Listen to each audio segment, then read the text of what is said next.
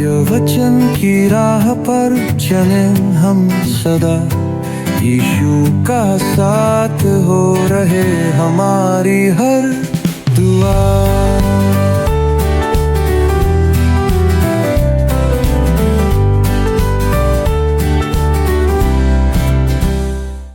प्रिय दर्शकों, प्रभु यीशु मसीह के नाम में आपका क्रमबद्ध बाइबल अध्ययन कार्यक्रम सत्य वचन में हार्दिक स्वागत करते हूँ। आज हम मलाकी नबी की पुस्तक के उस अंतिम भाग पर ध्यान करने जा रहे हैं जो पुराने नियम की आखिरी पुस्तक और अंतिम पदों में से है, मलाकी 4:4 से 6 तक। यह छोटा सा भाग लेकिन एक अत्यंत महत्वपूर्ण और भविष्यदर्शी संदेश को लेकर आता है। यहाँ परमेश्वर मूसा की व्यवस्था की याद दिलाते हैं और साथ ही भविष्यवाणी करते हैं कि एलिया भविष्यवक्ता फिर से आएगा जो मसीह के आगमन से पहले लोगों के हृदयों को तैयार करेगा। यह वचन सिर्फ अतीत की याद नहीं दिलाता बल्कि भविष्य के लिए भी एक चेतावनी और आशा का संदेश देता है। तो आइए मित्रों, हम अपने मनों को तैयार रखें। परमेश्वर के दास के द्वारा आज वचन को सुनना है, समझना है। प्रिय मित्रों, एक बार फिर से आप सभी पर हमारे प्रभु यीशु मसीह और हमारे परमेश्वर पिता का अनुग्रह और करुणा बहुत आयत से बनी रहे। मित्रों, पुनः आप सभी का सत्यवचन बाइबल अध्ययन के एक और प्रसारण में स्वागत है। मित्रों, हम मलाकी नबी की पुस्तक का अध्ययन करते हुए उसके अंतिम भाग तक आ पहुंचे हैं। पिछले अध्ययन में हम यहोवा के भयानक दिन और धार्मिकता के सूर्य के बारे में देख रहे थे। पर मित्रों, आज हम अध्याय 4 के अंतिम 3 पदों पर मनन करते हुए उसके अध्ययन को समाप्त करेंगे। तो आइए हम सब मिलकर पढ़ते हैं मलाकी नबी की पुस्तक 4 अध्याय और उसका 4 पद, जहां पर इस प्रकार से लिखा हुआ है। मेरे दास मूसा की व्यवस्था अर्थात जो विधि और नियम मैंने सारे इस्राएलियों के लिए उसको होरेब में दिए थे, उनको स्मरण रखो। दोस्तों, यहाँ पर परमेश्वर कहता है कि मलाकी की इस भविष्यवाणी के अनुसार इस्राएल ऐसे युग में होगा जब आकाश से परमेश्वर का वचन उनके पास नहीं पहुंचेगा, अर्थात वहां से वचन आना रुक जाएगा। इसके साथ ही 400 वर्ष बाद एक और जकरिया होगा जिसे मंदिर में सेवा करते समय जिब्राइल स्वर्गदूत दर्शन देकर यूहन्ना बपतिस्मा देने वाले के जन्म का संदेश सुनाएगा। ये वो शांत समय था जिसके बारे में यहाँ पर कहा गया है। इसे हम लूका रचित सुसमाचार उसके पहले अध्याय में 5 से लेकर के 25 पद में पढ़ सकते हैं, और तब जाकर ये 400 वर्ष का जो मौन है, ये शांत समय है, ये तोड़ा जाएगा। अर्थात परमेश्वर इन 400 वर्षों तक, मलाकी के बाद मत्ती के सुसमाचार तक, इन 400 वर्षों में उसने कोई संदेश इस्राएल के लोगों को नहीं दिया। इस बीच इस्राएल को मूसा की व्यवस्था का पालन करना था, वही उनका जीवन होना था, वही उनके जीवन का आधार होना था, वही उनके लिए परमेश्वर का वचन होगा। तब हम आगे बढ़ते हैं और मलाकी के 4 अध्याय के पद 5 को पढ़ते हैं, जहां पर परमेश्वर का वचन कहता है, देखो, यहोवा के उस बड़े और भयानक दिन के आने से पहले मैं तुम्हारे पास एलिय्याह नबी को भेजूंगा। दोस्तों, प्रकाशित वाक्य की पुस्तक 2 गवाहों के बारे में भविष्यवाणी करती है जो आने वाले दिनों में प्रकट होंगे, जैसा प्रकाशित वाक्य 11 अध्याय के पद 3 से लेकर 12 पद में प्रकट किया गया है। मैं दूसरे गवाह के बारे में निश्चित नहीं हूं, पर इस बात का मुझे पूरा यकीन है कि उनमें से एक एलिय्याह निश्चित तौर पर होगा। कई रूढ़िवादी यहूदी परिवारों में फसह पर्व मनाने के दौरान भोजन की मेज पर एक कुर्सी खाली छोड़ी जाती है आज भी, जो आने वाले उस गवाह अर्थात एलिय्याह के नाम से खाली रखी जाती है। मित्रों, जब यूहन्ना बपतिस्मा देने वाला प्रकट हुआ तब यहूदियों ने सोचा कि वह एलिय्याह है। वचन में दी गई संज्ञा के आधार पर यूहन्ना बपतिस्मा देने वाला एलिय्याह नहीं था। धर्मशास्त्र में उसके एलिय्याह होने का अस्पष्ट संकेत हमें मिलता है, परंतु वास्तव में वह नहीं था। यह एक महत्वपूर्ण बात है जिसे हमें याद रखना है। यदि प्रभु यीशु उस समय अपना राज्य स्थापित करता तो अति संभव था कि यूहन्ना बपतिस्मा देने वाला वह गवाह हो सकता था।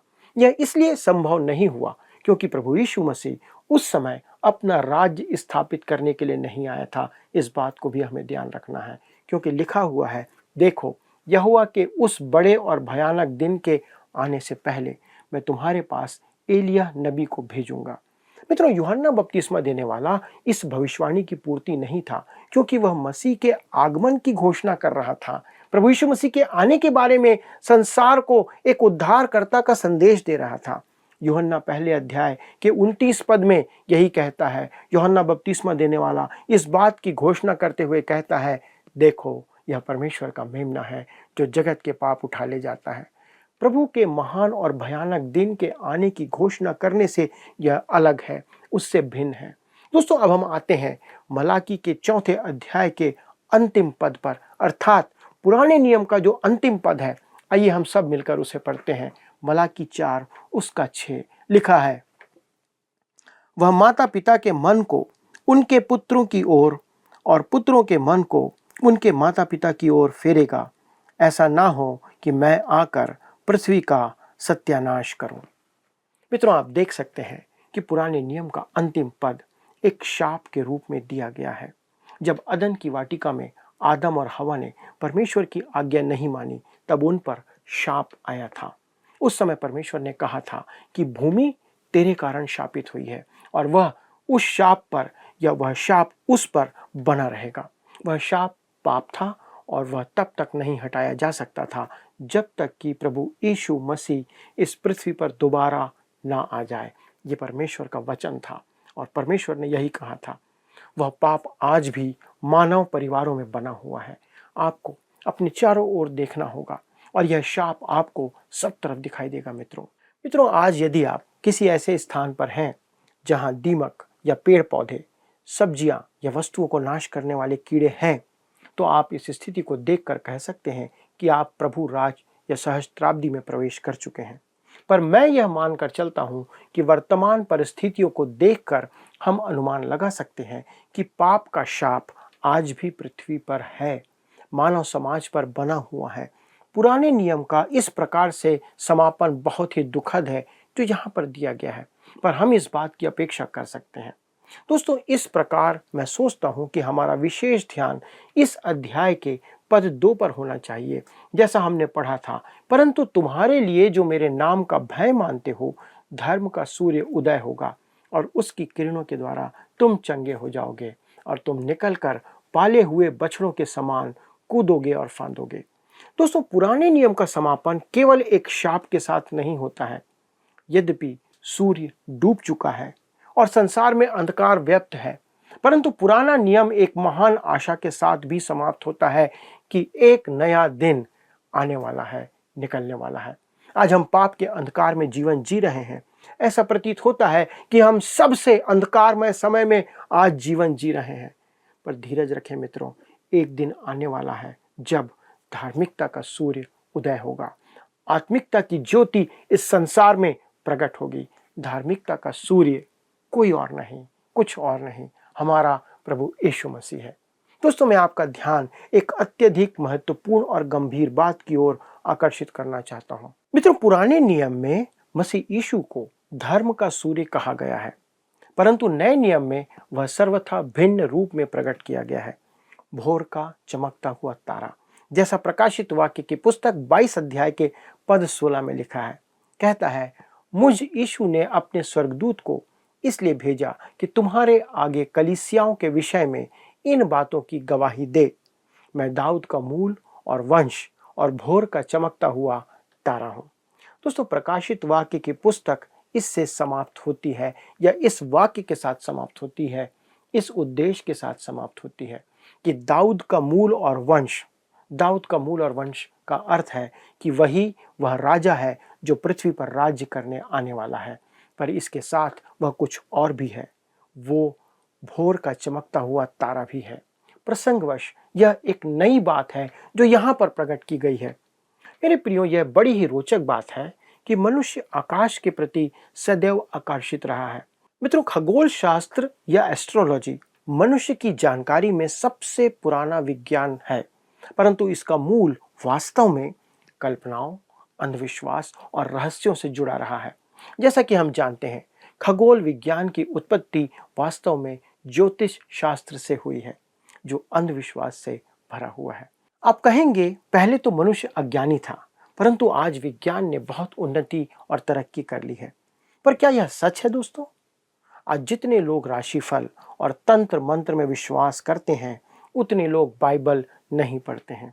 आज हम संसार में शैतान की उपासना, उसकी आराधना का बढ़ता हुआ प्रभाव देख सकते हैं। मित्रों, कुछ वर्ष पूर्व के सर्वेक्षण से पता चला था कि केवल 3% लोग शैतान के अस्तित्व को मानते थे, परंतु आज 37 से 48% लोगों का मानना है कि शैतान है, उसका अस्तित्व है।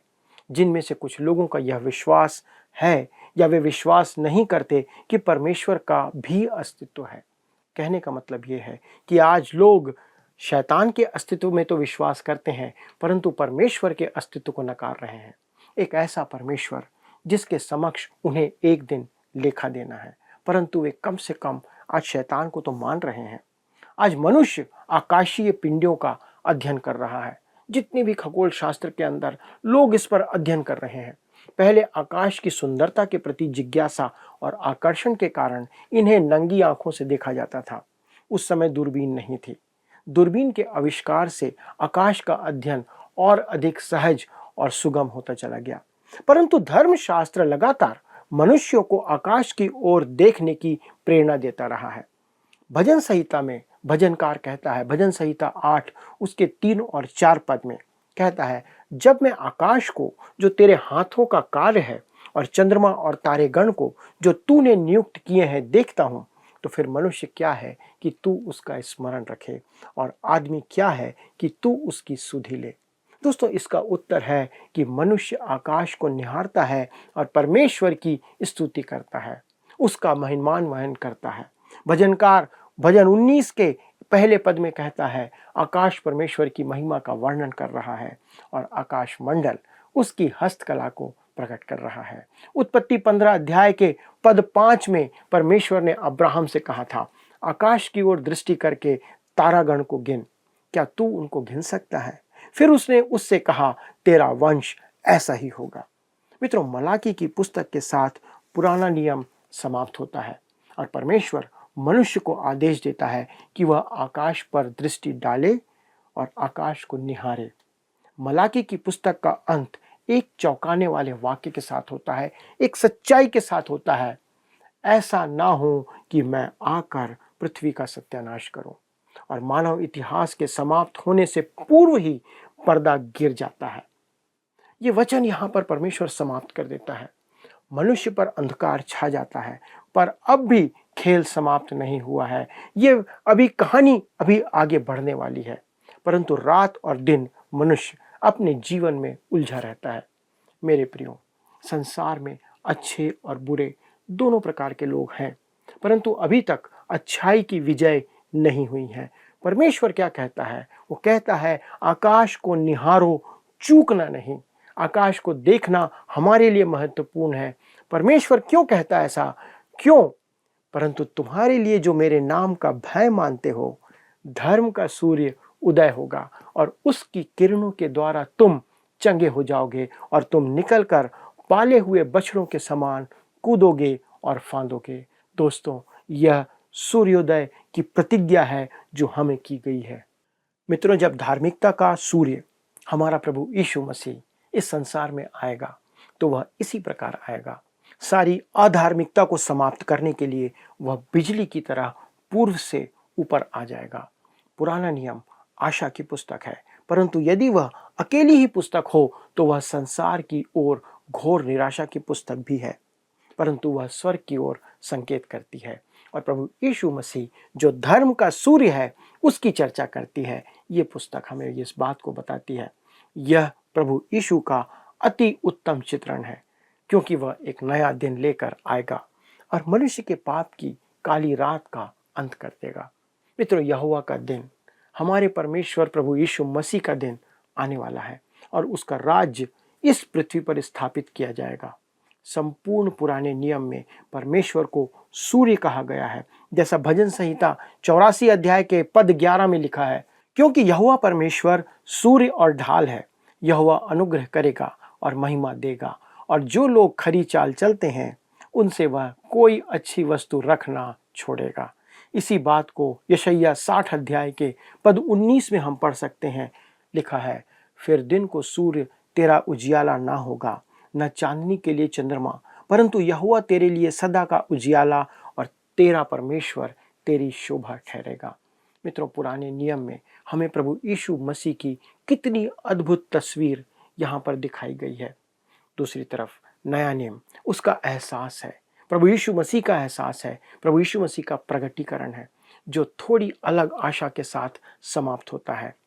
एक पद के द्वारा मैं आपको यह समझाना चाहता हूँ। प्रकाशित वाक्य 22 के पद 16 में प्रभु यीशु मसीह कहते हैं, मुझ यीशु ने अपने स्वर्गदूत को इसलिए भेजा कि तुम्हारे आगे कलीसियाओं के विषय में इन बातों की गवाही दे। मैं दाऊद का मूल और वंश और भोर का चमकता हुआ तारा हूँ। दोस्तों, प्रभु यीशु मसीह न केवल हमारी धार्मिकता का सूर्य है, परंतु वह दाऊद का मूल और भोर का चमकता हुआ तारा भी है। यह बहुत ही रोचक बात है कि नए नियम का आरंभ धर्म के सूर्य के साथ नहीं होता है। मित्रों, जैसा कि आप जानते हैं, नए नियम का सबसे पहला आम संदेश व्यक्तिगत तौर पर जकरिया याजक को दिया गया जब वह मंदिर में सेवा कर रहा था। तब उसके साथ ही एक अग्रदूत के आने की प्रतिज्ञा भी उसे दी गई, जो यूहन्ना बपतिस्मा देने वाला था। पर वह किसका अग्रदूत था? प्रश्न आता है। हम कह सकते हैं आने वाले मसीह का, जिसका जन्म मरियम की कोख से होना था। ज्योतिषी किसे खोजते हुए यरूशलेम आए थे? मत्ती 2 के 2 में लिखा हुआ है, यहूदियों का राजा जिसका जन्म हुआ है कहाँ है, क्योंकि हमने पूर्व में उसका तारा देखा है और उसको प्रणाम करने आए हैं। मित्रों, यह एक रोचक तथ्य है कि वह पूर्व का तारा नहीं है। पूर्व के ज्योतिषियों ने तारा देखा जो पश्चिम दिशा में था और वे उसका पीछा करते हुए आए।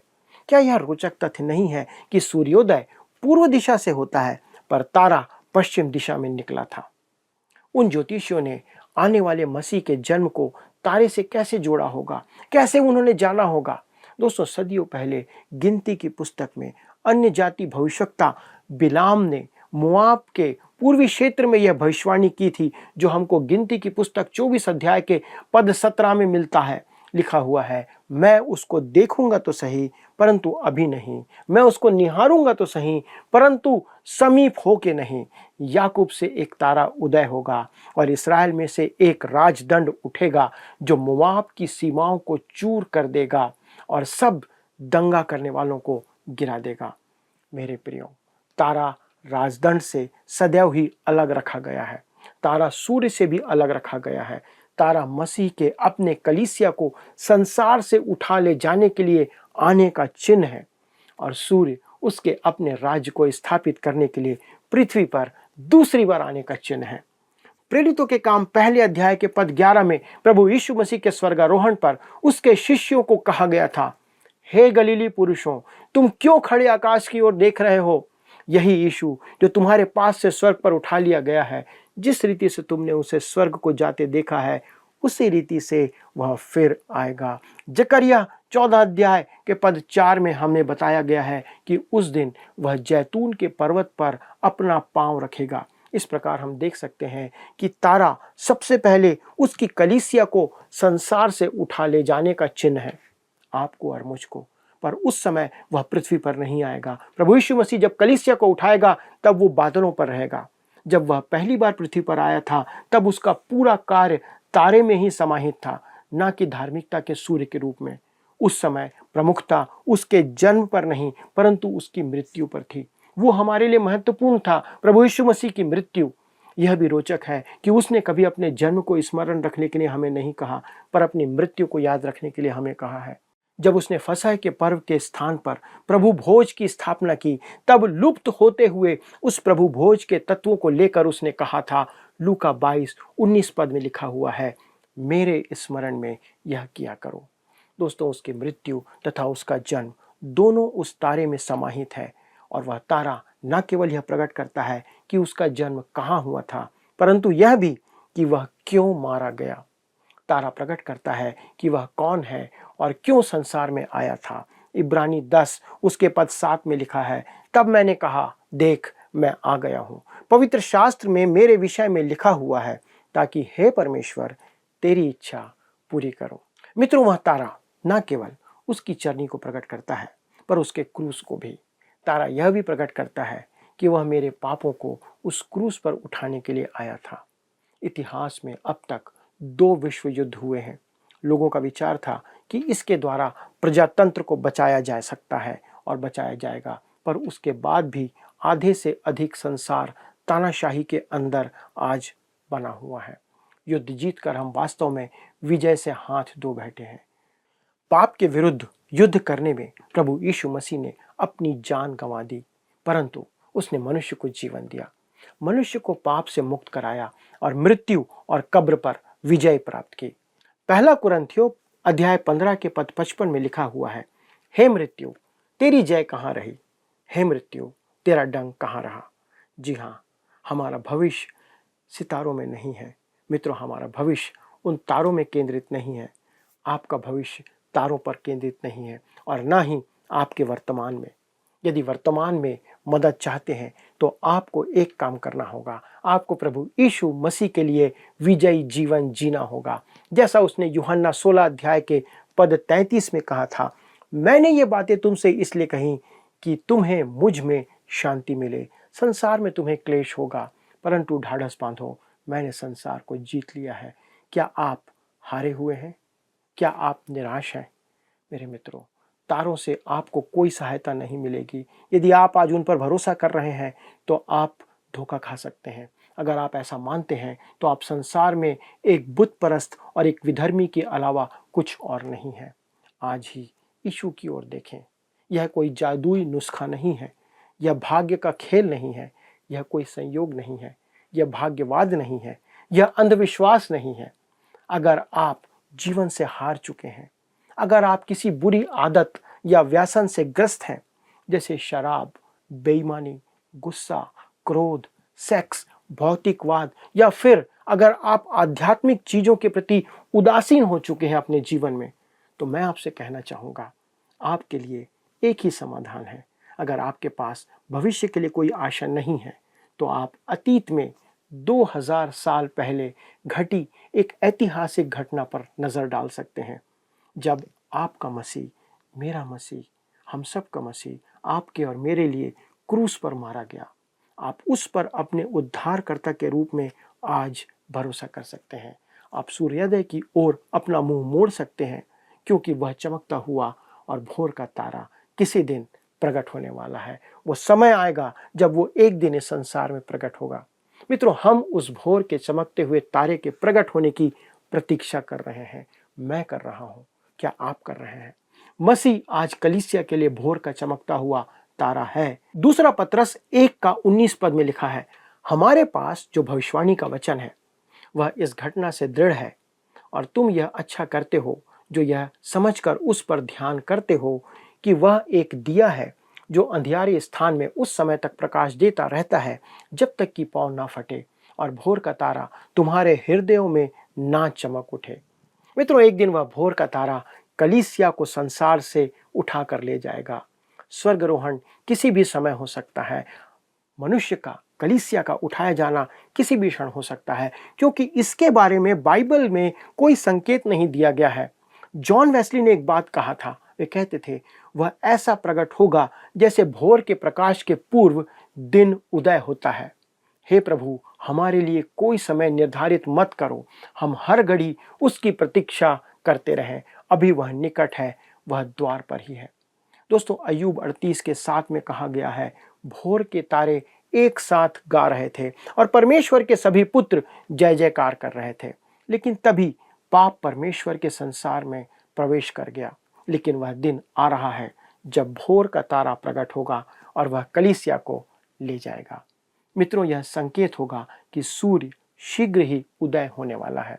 हालांकि वह सूर्य कोई और नहीं बल्कि धार्मिकता का सूर्य हमारा प्रभु यीशु मसीह है।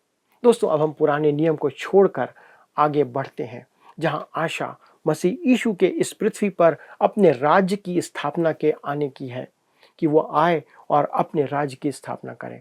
लेकिन नए नियम में हमें उन बुद्धिमान मनुष्यों, उन ज्योतिषियों के समान होना चाहिए जो उस तारे की खोज में अपने घरों से निकल पड़े। हमें अभी भी उस दिन के तारे की प्रतीक्षा करनी है जब वह अपनी कलीसिया को इस संसार से ले जाएगा।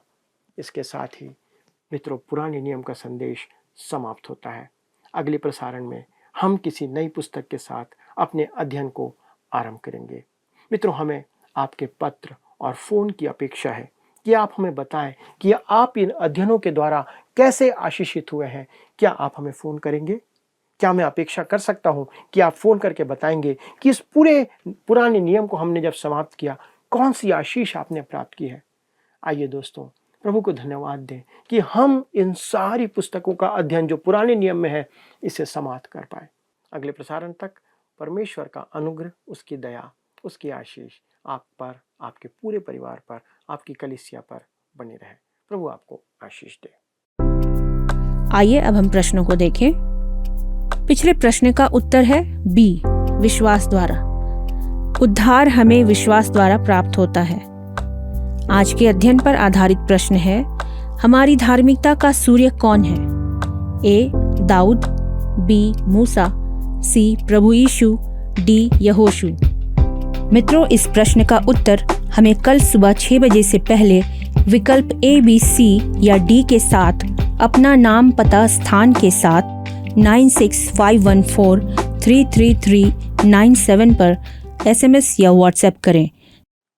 मित्रों, हमने पुराना नियम की अंतिम पुस्तक मलाकी से अध्ययन किया और आज इसके अंतिम भाग मलाकी 4:4 से 6 को भी हमने देखा। यह हमें याद दिलाता है कि परमेश्वर अपने लोगों को कभी अनदेखा नहीं करता। मूसा की व्यवस्था और एलिया की भविष्यवाणी दोनों हमें जीवन की दिशा और चेतावनी देते हैं कि हमारे हृदय परमेश्वर की ओर मुड़ जाएं। परमेश्वर परिवारों के हृदयों को जोड़ना चाहता है, पिता और पुत्रों को एक करना चाहता है ताकि पृथ्वी पर श्राप न आए।